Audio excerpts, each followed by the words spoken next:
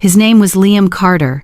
He was 30 years old, and that night, his entire family laughed at his old Ford Focus before they understood what the man they considered a failure actually had in his hands. The loudest laughter came from Chloe, his sister-in-law, who believed a person's worth could be measured by the logo on the steering wheel and the address printed on a home purchase agreement. Vista Restaurant occupied the top floor of a hotel overlooking the harbor. The family had gathered there to celebrate Liam's grandparents' wedding anniversary. Liam was the last to arrive. He wore a khaki jacket he had owned for years and a pair of unbranded leather shoes. Through the restaurant's tall glass windows, his old car was still clearly visible in the parking lot, with a long scratch along one door that he had never bothered to repaint. The moment Chloe saw it, her lips curled in disdain. She sat beside her husband, Mark, with a designer handbag resting on the chair next to her. Throughout dinner, Chloe talked endlessly about an apartment at Horizon View, the luxury residential development being promoted as the city's newest symbol of success. She bragged about the $750,000 apartment, its panoramic living room, and its marble lobby. She said they were only waiting for Mark's bonus before completing the final payment. Mark smiled, but his hand tightened around his glass of water. No one noticed except Liam. He saw the tension in his cousin's eyes and the way Mark avoided looking at anyone whenever Chloe mentioned the payment deadline. Chloe turned to Liam and asked whether he was still living in that rented studio near downtown or whether he had finally moved somewhere less cramped. The question sounded concerned, but her voice was as sharp as a blade. Liam replied that he still lived there. It was close to his office, quiet, and more than enough for one person. Chloe burst out laughing. She said that at 30 years old, a man who still rented his home, drove an old car, and wore discounted clothes could hardly call himself stable. She even introduced Liam to a distant relative as a computer repairman, even though his actual job involved designing cloud systems for major corporations. A few people laughed with her. Others lowered their eyes toward their plates in embarrassment. Liam's grandmother frowned slightly, while Daniel, his father, felt every word Chloe spoke striking against his chest. But Liam did not react. He slowly cut a piece of meat, took a sip of water, and asked his grandfather about his health. His calmness only irritated Chloe more. She wanted to see him embarrassed. She wanted everyone at the table to acknowledge that she had won the comparison she had created herself. Liam understood how far peer pressure could push a person. He also understood that the liability trap often began with appealing phrases such as rewarding yourself or living life to the fullest. To him, a wealth-building mindset had never been about displaying what he could afford to buy. It was about accumulating quietly, regardless of the hollow pride of people who saw only the surface. Chloe raised her glass and spoke loudly enough for the entire table to hear. A man like Liam would never own so much as a single square meter at Horizon View. The air froze. Mark looked down. Liam's grandmother placed her chopsticks on the table. Daniel felt anger rising inside him, but before he could speak, Liam gave a faint smile. It was not the smile of a man who had been insulted. It was the smile of a man guarding a secret that, within minutes, would change every gaze in the room. Daniel had remained silent throughout dinner, but Chloe's final remark made it impossible for him to continue watching his son being turned into a joke. He placed his napkin on the table, slowly took out his phone, and opened a folder with a very simple name, Liam's Documents. Chloe was still smiling. She assumed Daniel was about to defend his son with the familiar words of a protective father. Perhaps he would say Liam was hardworking and kind, or that one day he would eventually be able to buy a home. She already had a response prepared, but Daniel said none of those things. He turned the phone screen toward the center of the table. The first image showed a certificate of ownership for a 2-bedroom apartment in the Marina complex with a direct view of the harbor. The name listed as the owner was unmistakable, Liam Carter. The smile on Chloe's face stopped cold. Daniel explained that Liam had purchased the apartment 3 years earlier, when the harbor district was still undergoing redevelopment. At the time, many people believed the location was too far from downtown and not worth investing in. Liam had used the savings he accumulated during his first years of work to make the down payment, then paid off the entire loan earlier than scheduled. The apartment was now worth almost 1.5 times what he had paid for it. The entire table fell silent. Liam looked at his father, a flicker of surprise in his eyes. He had never intended to reveal those assets at a family dinner, but Daniel had watched too many insults being disguised as advice. He swiped to the second document. This time, the screen showed a lease agreement for a commercial townhouse in the city's eastern financial district. The ground floor was leased under a long-term contract to a major coffee chain, while the upper floor served as the office of a design company. The monthly rent was transferred automatically into Liam's account. The passive income from that property was enough to cover the full rent on his studio apartment, his insurance, his living expenses, and even the maintenance costs of his old Ford Focus. An uncle sitting at the far end of the table quietly asked Liam how he had managed to buy the commercial property. Liam calmly explained that he had not purchased it alone at the beginning. He had joined 2 other investors, using accumulated capital and income from stock bonuses to contribute to the project. 2 years later, when one investor wanted to withdraw, Liam bought the remaining ownership share. There had been no miracle. Only asset accumulation, patience, and decisions no one in the family had ever seen. Chloe swallowed hard. She looked at Mark as though waiting for him to deny everything, but Mark only lowered his head. Beneath the restaurant's warm yellow lights, his face had turned pale. Daniel paused for several seconds before opening the final document. It was the floor plan of a penthouse on the highest level of Horizon View, the very development Chloe had spent the entire evening boasting about, the very place where she had just declared Liam would never own even a single square meter. Daniel enlarged the transaction certificate. The buyer's full name was clearly displayed, Liam Carter. The payment status was complete, no mortgage, no loan, no installment schedule. Paid entirely in cash. The glass in Chloe's hand tapped lightly against her plate, producing a sharp, cold sound. She shook her head and said it was impossible. The penthouse had been purchased the previous week by an anonymous buyer. The real estate agent had told her that the buyer agreed to complete the payment quickly in exchange for a substantial discount. Daniel looked directly at her. That anonymous buyer was Liam. The color drained from Chloe's face. 1 week earlier, she and Mark had also tried to place a deposit on an apartment on a lower floor of the same building, but their application had been rejected because they could not prove they were capable of making the final payment. The bonus Chloe kept mentioning no longer existed. Mark's company had recently reduced its budget, while the Mercedes in the parking lot was still tied to an installment plan that would continue for years. Liam's grandmother slowly turned toward him.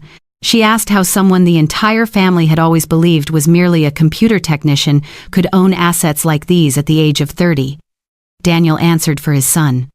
Liam was not a computer repairman. He was a lead cloud solutions architect, responsible for designing systems for international corporations.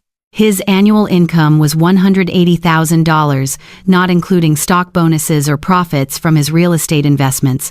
No one could find another word to say. Liam was still sitting there in his old khaki jacket. He was still the man who had driven a scratched Ford Focus to the celebration. But in everyone's eyes, he no longer looked like the man they thought they had seen only minutes earlier. Chloe stared down at the penthouse floor plan on the screen. For the first time that evening, she had nothing left to brag about. The silence at the dinner table stretched on until even the clinking of knives and forks from the neighboring tables became unmistakably clear. Chloe kept staring at Daniel's phone screen as though, if she looked long enough, Liam's name would somehow disappear from the ownership certificate. But the name remained exactly where it was. Mark was the one who finally broke the silence. He placed both hands on the table, drew a deep breath, and admitted that the bonus Chloe had been talking about had been canceled nearly a month earlier. Worse still, his company was restructuring, and his management position could soon come with a pay cut. Mark had tried to hide the truth because he was afraid of disappointing Chloe, but the longer he concealed it, the more money he had to borrow to preserve the image they had built together. The Mercedes in the parking lot did not truly belong to them. Every month, they made a large loan payment, along with premium insurance and expensive maintenance fees. The vacations Chloe regularly posted online had been paid for with credit cards.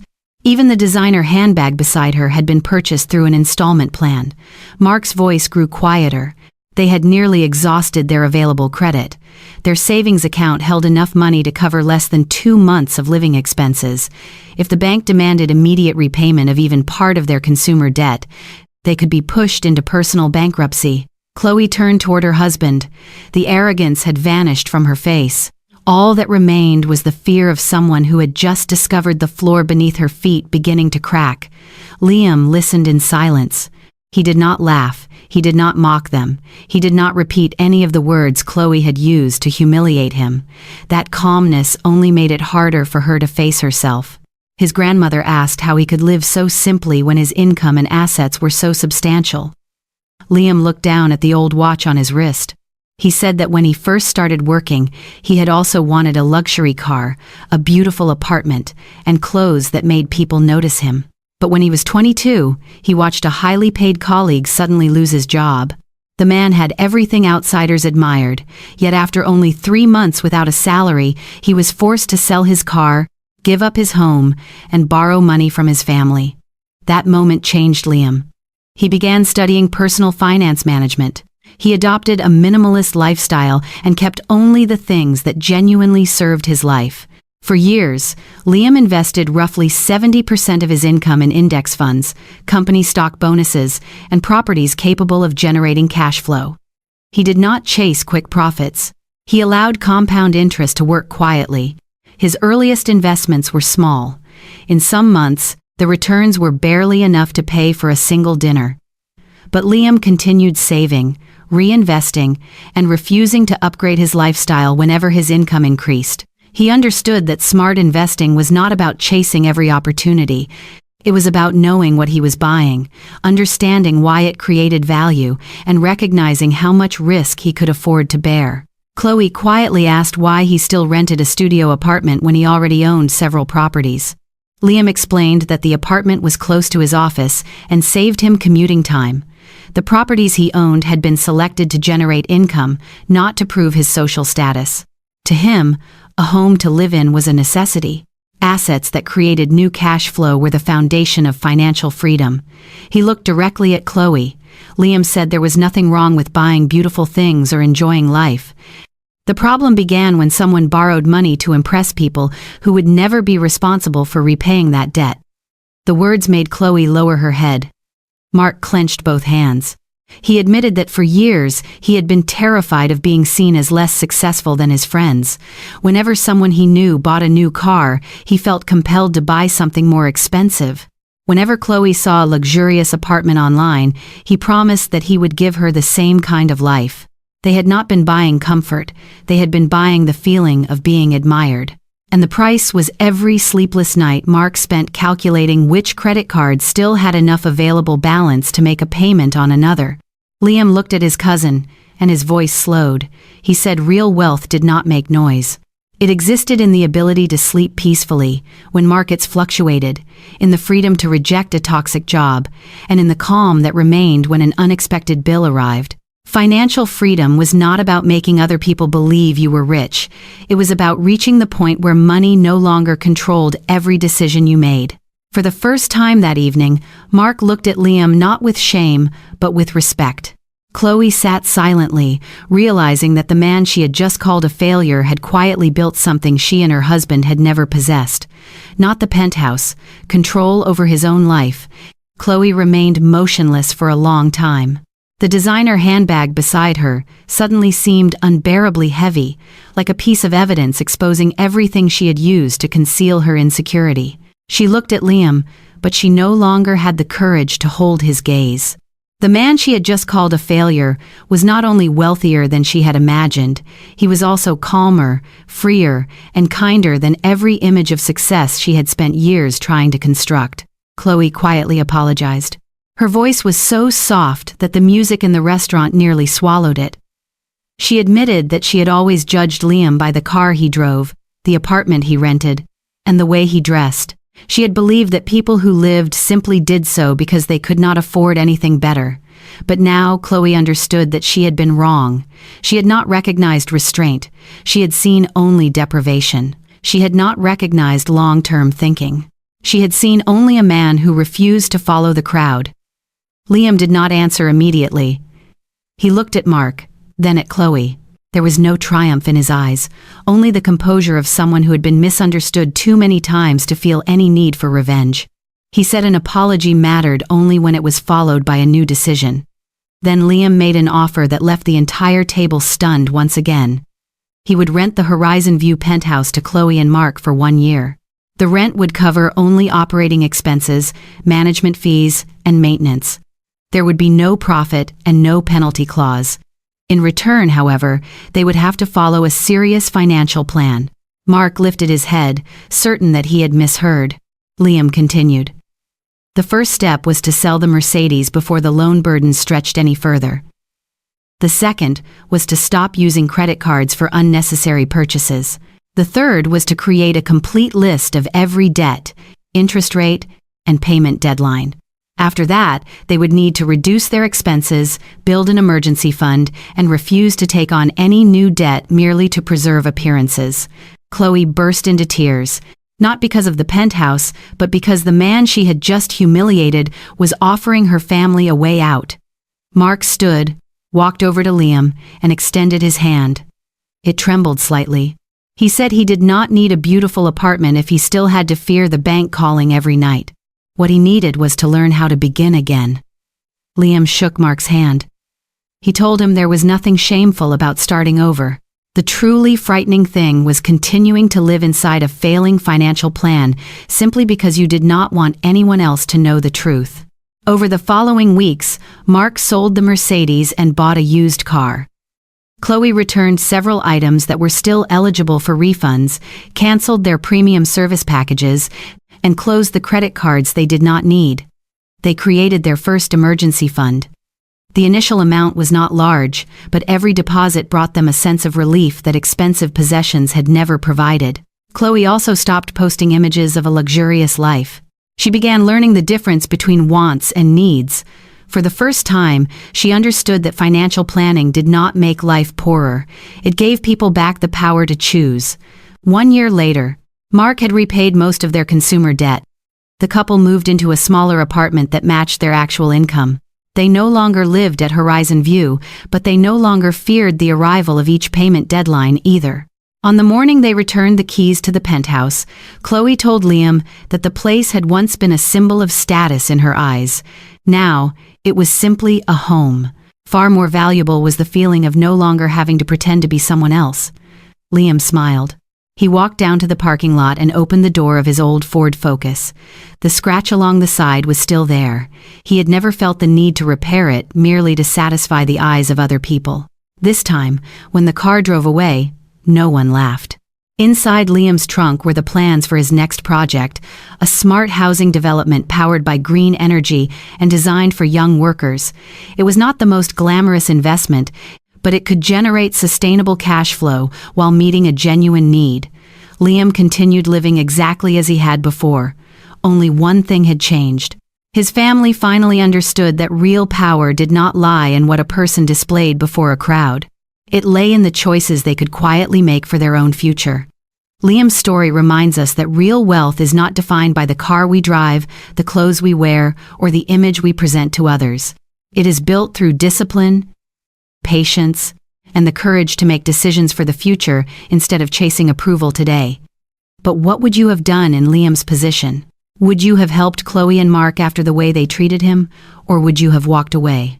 Share your opinion in the comments. If this story made you think, please like the video, subscribe to the channel, and turn on notifications for more powerful stories about money, family, and life.